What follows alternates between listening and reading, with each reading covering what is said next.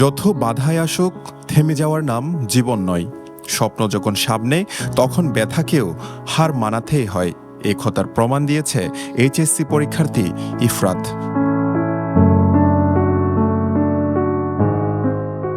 পরীক্ষার মাত্র কয়েকদিন আগে বাড়িতে দুর্ঘটনায় ডান পায়ে গুরুতর আঘাত পান ইফরাত।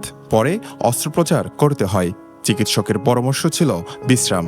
কিন্তু সামনে জীবনের গুরুত্বপূর্ণ পরীক্ষা, তাই ব্যথা, কষ্ট আর শারীরিক অসুস্থতাকে হার মানিয়ে ঈদগাঁও থেকে পরীক্ষার হলে গেলেন ইফরাত।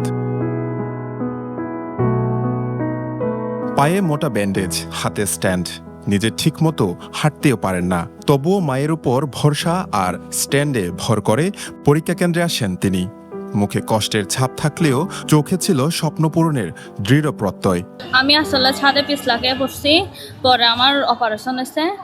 আজকে পরীক্ষা দিতে আসছে আর কি। 11 তারিখ আমার অ্যাক্সিডেন্ট হয়েছে।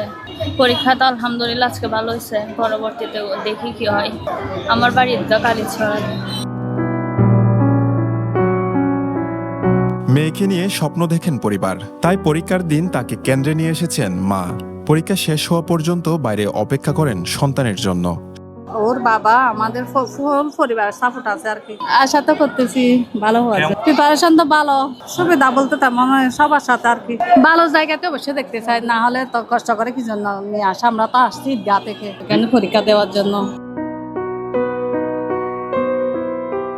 ইফরাতের এ সংগ্রাম যেন মনে করিয়ে দেয় শারীরিক বাধা নয়, ইচ্ছাশক্তি মানুষকে সামনে এগিয়ে নেয়। বিশ্বজিৎ মল্লিক, বিশু, পেনোয়া নিউজ।